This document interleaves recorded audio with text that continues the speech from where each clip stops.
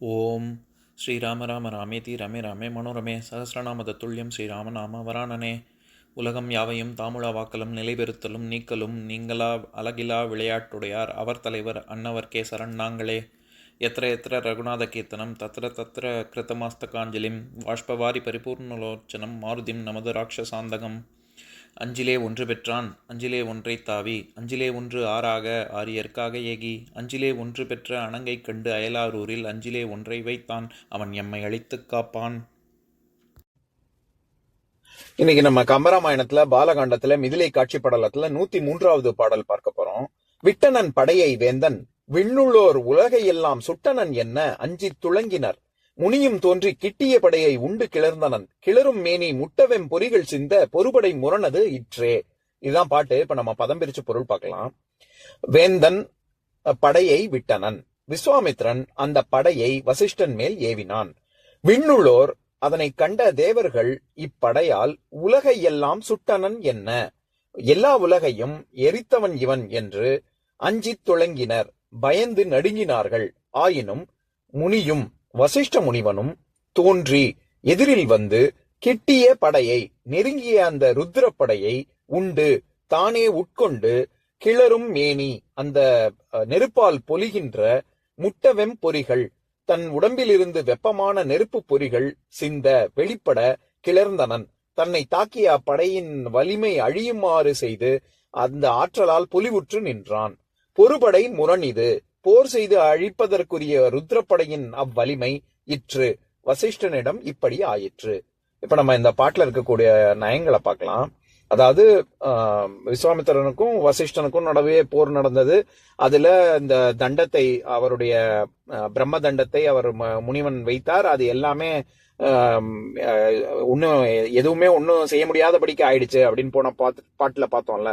அதனை தொடர்ந்து விஸ்வாமித்திரனுடைய படைகள் எல்லாம் வந்து இவரை ஒண்ணுமே செய்ய முடியல, வசிஷ்டன் ஒண்ணுமே செய்ய முடியல. அதைத்தான் இங்க கம்பர் வர்ணிக்கிறாரு. அதுல இவங்க இந்த எப்பேற்பட்ட படை இது அப்படின்னா, தன்னுடைய விஸ்வாமித்திரனுடைய படை எப்பேற்பட்டது அப்படின்னா, உலகையெல்லாம் சுட்டனன் என்ன அஞ்சித் துளங்கினர் விண்ணுளோர் அப்படின்னு சொல்றாரு. அதாவது தேவர்கள் எல்லாம் துளங்குதல், நம்ம ஏற்கனவே பார்த்திருக்கோம் கம்பராமாயண பாடல்ல. துளங்குதல் அப்படின்னா நடுங்குதல்னு ஒரு பொருள் இருக்கு. அப்படியே பயந்து நடுங்கினாங்களாம் விஸ்வாமித்திரனுடைய படை இவர் வசிஷ்டர் மேல ஏவின உடனே. ஏன்னா அவர் வந்து உலகையெல்லாம் சுட்டனன் என்ன, இந்த படையானது உலகம் எல்லாத்தையும் போய் ஆட்கொண்டது இல்ல. ஏன்னா விஸ்வாமித்திரன் என்ன எல்லாம் 4 திசையிலையும் போய் பெரிய ராஜ்யம் இவருடையது.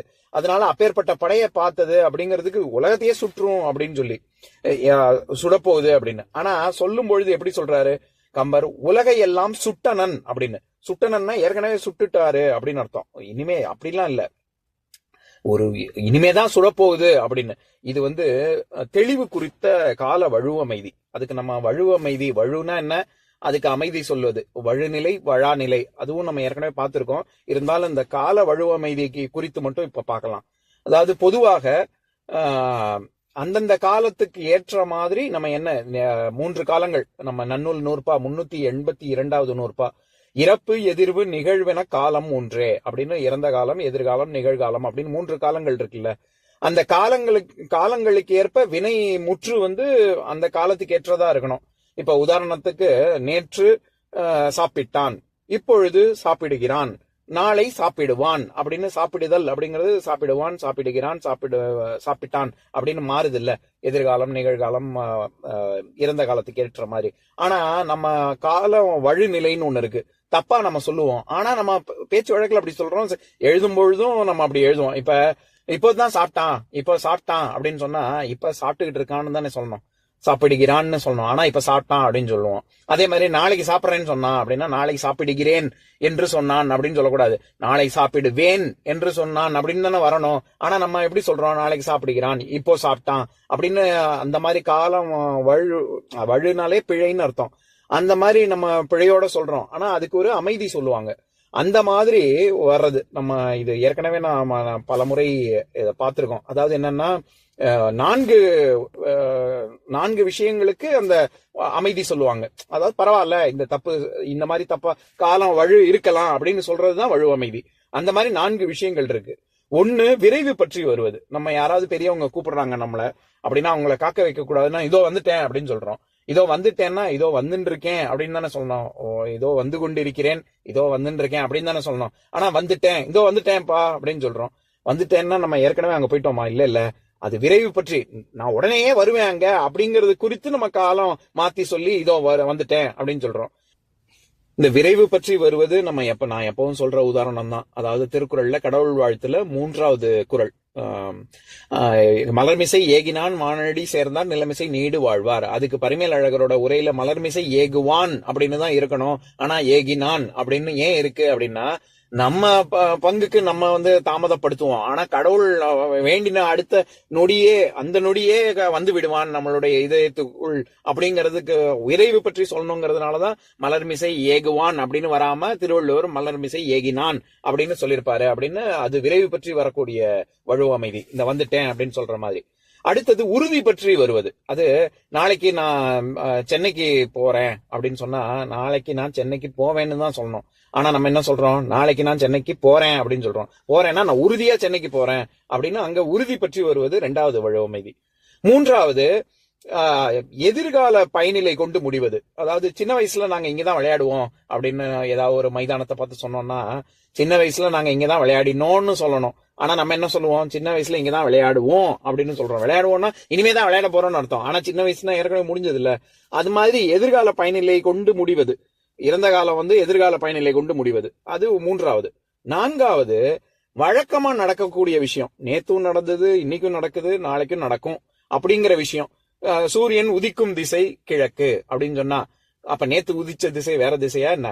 நேத்தும் கிழக்கு திசையில தான் உதிச்சது, இன்னைக்கும் கிழக்கு திசையில தான் உதிச்சுட்டு இருக்கு, நாளைக்கும் கிழக்கு திசையில தான் உதிக்கும். ஆனா நம்ம எதிர்காலம் கொண்டு சொல்லுவோம், சில நேரங்கள்ல நிகழ்காலம் கொண்டும் சொல்லுவோம். இந்த மாதிரி வருவது.